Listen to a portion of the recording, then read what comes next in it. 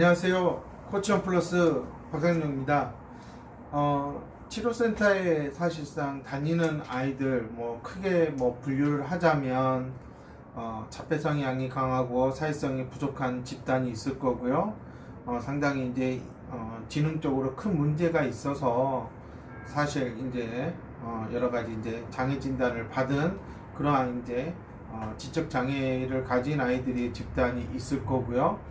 그 다음에 이제 상당히 지능은 어느 정도 정상 범위에 있지만 여러 가지 어떤 그런 심리 정서상의 문제가 있어서 찾아오는 그런 이제 약간의 학습 장애를 초기에 있는 아이들, 이제 크게 이제 이런 이제 세 종류의 부류로 이렇게 나눠볼 수가 있습니다. 근데 어쨌든 겉으로 드러나는 문제들은 거의 대부분 그렇게 차이가 막 나는 것처럼 보이고 확실한 분류가 되는 것처럼 보이지만 사실 근본적으로 따졌을 때는 세 집단 모두가 결국은 지능이 문제가 있고 인지적인 불균형을 가지고 있다, 구조상의 문제를 가지고 있다라는 것은 공통점이라는 거죠. 그러니까 겉으로 드러나는 그런 문제가 아니라 그런 문제들을 일으키는 원인이 뭐냐 했을 때 항상 인지구조의 문제가 그대로 가지고 가고 있는 아이들이다, 이렇게 이제 저는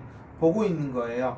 하지만 이제 기존의 치료들에서는 사실상 정서가 부족하면 놀이다, 심리치료다, 미술치료다 이렇게 접근을 하고, 상당히 자폐 성향이 강하다 그러면 ABA나 플로타임이나 온갖 진짜 언어치료, 뭔가 온갖 진짜 종합 선물 세트의 개념으로 막 퍼부어대는 거죠. 하지만 이제 약간 이제 지능이 낮거나 그렇게 보이는 아이들은 아무래도 학교를 따라가면 어려워하는 게 눈에 보이기 때문에 학습적으로 막 시켜나가는 이제 그러한 언어나 인지 쪽으로 포커스를 맞춰가요.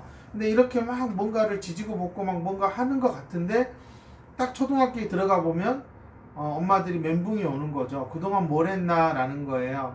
학교의 지시사항은 전혀 선생님의 지시사항은 따라가지 못하고, 도움반에 가서도 특수반에 가서도 전혀 아이가 안하무인의 행동을 하고 있고, 근데 이런 것들이 통제 불능 상태로 가버린다. 사람이 통제 불능 상태로 가버린다라는 것은 이미 주변 사람들과의 의사소통의 끈을 다 놓아버렸다라는 거예요. 근데 이런 것들을 이제 부모님들, 특히 엄마들이 인정을 못해요. 왜? 아니 그동안 내가 한 게 있는데 라고 생각을 하거든요. 그럼 도대체 무엇을 했길래 아이가 이렇게 자기가 오랜 시간을 보내야 될 그러한 장소에서 그렇게 안하무인이고 완전히 소통의 끈을 끊어버릴까? 이제 그런 부분들을 이렇게 어찌됐든 들춰내야 돼요. 그리고 또 그런 문제가 있었다 그러면 그것들을 어떻게 대체할 수 있는 방법들을 찾아야 되죠. 근데 그런 과정들이 사실상 이 사고를 통해서 이게 아이가 받아들여야 된다라는 거거든요. 내가 이런 것들을 해야 되겠구나 하고 받아들이는 게 지금 사실상 초등학교에 들어간 이후부터는 어려워진다. 근데 이제 이런 것들을 제가 이렇게 항상 부모님들에게 얘기를 하는데 그것들을 잘 받아들이느냐, 그게 쉽지가 않다라는 거죠. 저도 가장 안타까운 부분들이, 문제는 결국은 이 인지적인 기능에 있다. 근데 문제가 이미 곪고 곪아서 결국은 한참 뒤에 갔을 때 그때서야 이제 우리 아이가 왜 생각을 못할까요? 우리 아이가 왜 이런 문제를 가지고 있느냐? 이런 것들에 대해서 너무 많은 고민을 하게 된다라는 겁니다. 이미 좀 약간 늦은 감이 있는 거죠. 특히 자폐 아이들 어렸을 때부터 정말 상호작용을 잘하게 하려고 많은 시간을 투자하고, 그래서 여러 가지 문제 행동들을 수정한다고 하지만 그 수정이라는 게 결국은 수없이 많은 반복을 통해서 지금 막아놓은 거라는 거예요. 근데 아이가 점점 신체적으로 건강해지고 활동 영역이 커지다 그러면 아무리 그렇게 통제하고 억압시켜놨던 것들이 끝까지 유지가 되지 못하고 결국은 빵하고 터져버린다는 거예요. 이게 터지다 보면 이제 본물 터지듯 여기저기 다 터지기 때문에 거의 엄마들이 손을 놔버리는 현상이 다가오는 거고, 이제 그렇기 때문에 그러한 문제들을 잘 생각한다 그러면 뭘 해야 되느냐, 결국은 어렸을 때부터 아이가 생각을 통해서 적어도 하나라도 의사소통을 정확하게 이루어지는 그런 경험들을 쌓아가야지 점점점 더 많은 문제들을 좀 더 끈을 놓지 않고 해결할 수 있다. 이게 제 생각인 거죠. 또 그렇게 해야 되는 게 나중에 부모가 아이하고 더 오래 살 수 있는 행복한 방법 중에 하나인 거고요. 저는 이제 이런 부분에서 FI가 전반적으로 이 치료 분야에서는 너무나 중요한 기본 토대가 된다라고 하는 생각을 가지고 있고, 또 그래야 한다라고 얘기를 하는 거고요. 그렇지만 이제 사실 이제서야 이제 조금씩 엄마들의 입소문을 타고 정말 이제 FI가 기본이 돼야 된다, 이제 서서히 퍼져가고 있는 단계이기 때문에, 아직도 이제 부모들이 실질적으로 FI를 했다, 근데 효과가 좋았다, 나도 효과를 봤다라고 얘기를 듣기까지는 저는 최소한 4, 5년은 더 걸리지 않을까라는 생각을 하고 있고, 그럴 때 정말 지금부터 잘 준비해간 선생님들이 그 중요한 그 자리를 차지해서 그 역할을 할 수 있다라고 저는 이제 예상을 하고 있습니다. 어찌됐든 이렇게 여러 부류의 장애아동들이 센터를 찾아오는 목적이 뭘까? 결국은 스스로 자립해서 생활할 수 있도록 기본적인 능력을 갖출 수 있느냐라는 게 가장 핵심인 거예요.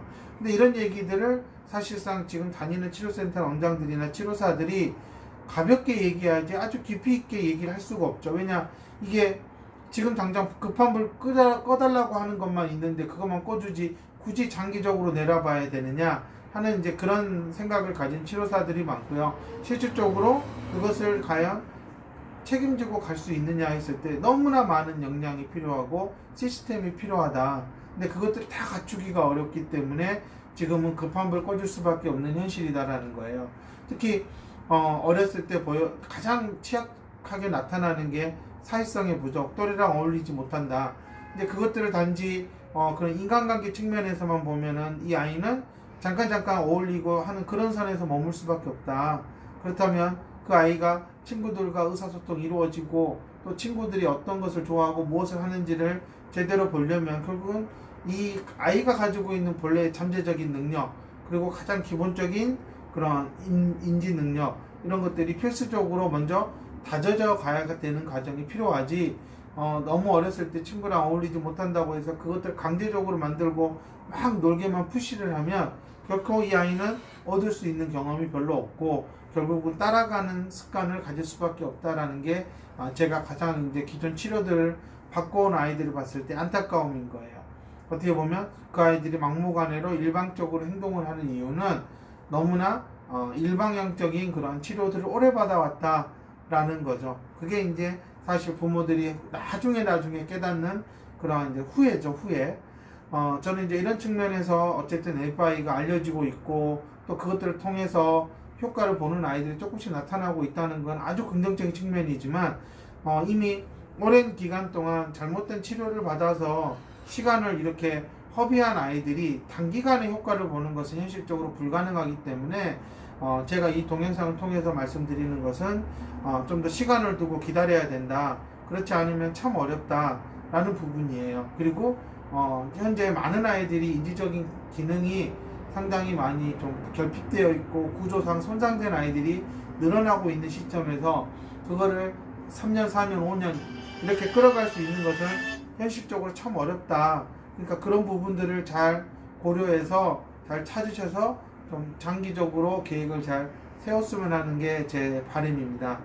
그런 부분들을 저는 좀 깊이 있게 좀 다양한 치료사들을 만나보고 FI를 한다는 사람들을 좀 만나보고 그러면서 좀 판단을 내리셨으면, 그리고 한번 시작했으면 좀 길게 내다보고 가시면 분명히 프로그램이 가진 효과가 있기 때문에 그것도 중재자의 역량이 같이 플러스가 된다 그러면 훨씬 나은 효과를 볼 수 있다. 그러니 저는 FI를 배운 선생님들한테는 제발 좀 배운 대로 기본을 다져가는 시간을 가졌으면 하는 바람이고요.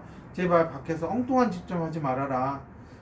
워크숍에서 가르쳐주지 않고 하지 말라는 것을 하는 사람들은 결코 저희가 이렇게 보여주는 그러한 이상적인 효과하고는 멀어질 수밖에 없고 결국은 엄마들이 한두 달 만에 떠난다.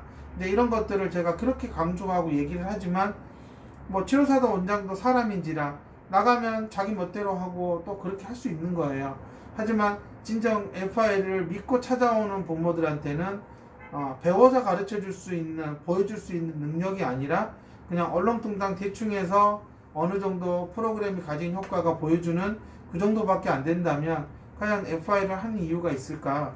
한번 곰곰이 생각해 봐야 된다라는 거죠. 현실적으로 기존에 가지고 있는 치료사의 그런 습관, 습성을 가지고 그대로 FI를 한다 그러면 그거는 오히려 자신의 인생을 더 망치는 길이 될 수 있기 때문에 FI를 배운다면 또 계속 배우고 있고 또 현재 사용을 하고 있다면 제발 정말 FI 이론이 갖추고 있는 그 기본적인 방향을 절대 벗어나면 안 된다라는 거.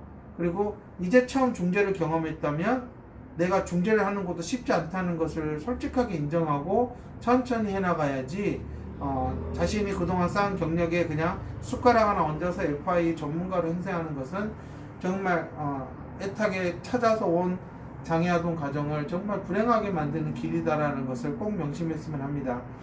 저한테 배웠다면, 그래서 적어도 저희 에코에서 배웠다 그러면 저희들이 매 교육마다 하는 얘기가 있어요. 그 얘기를 정말 새겨들었다 그러면 절대 엉뚱한 짓을 하고 엄마들에게 장사꾼처럼 FI를 팔아먹는 그런 짓은 하지 않을 거라고 저는 믿고요. 만약에 그렇게 하는 선생님들이 있다면 그 선생님들은 전혀 발전이 없는 삶을 살고 이렇게 좋은 프로그램을 가지고 자신도 불행하고 찾아오는 아이들도 불행하게 만드는 그런 사람이 될 수밖에 없다라는 것을 좀 알아줬으면 하고요.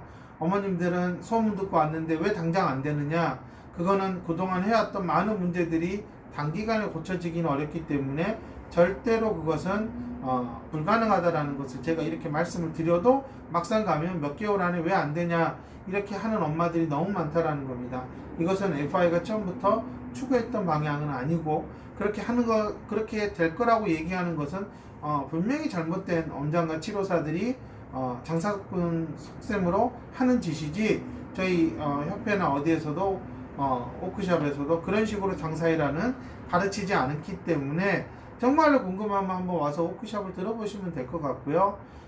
정말 저희한테 배웠다 그러면 재교육을 정말 또 때가 되면 받으셔야 되고 계속 저희들 교육을 받으면서 성장해 가면서 좋은 일을 했으면 하는 게 제가 트레이너로서 드리는 부탁입니다. 어머님들은 정말 망설이지 마시고 선택을 하되 뭔가 실력이 또 그동안 쌓아온 그런 가정들이 제대로 갖춰지지 않았다 그러면 정말 심사숙고해서 결정을 하셔야 되고요. 그리고 정말 믿을만하고 실력이 있다라고 판단이 되시면 그 신뢰를 끝까지 저버리지 않고 가셔야 된다는 게 제가 오늘 드리고 싶은 말씀입니다. 정말 한국의 장애아동들에게 너무나 중요하고 어렸을 때 했다 그러면 너무나 진짜 아이들에게 큰 효과를 보여줄 수 있는 프로그램이 정말 이렇게 치료사들이 원장들이 제대로 배우려고 하지 않아서 이렇게 묵혀 있고 엄마들이 제대로 알아차리지 못하고 있다라는 것은 제가 진짜 10년 넘게 지켜보면서 너무나 안타까운 현실입니다.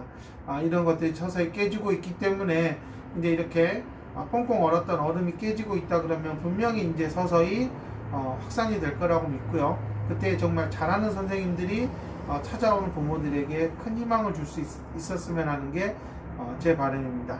감사합니다.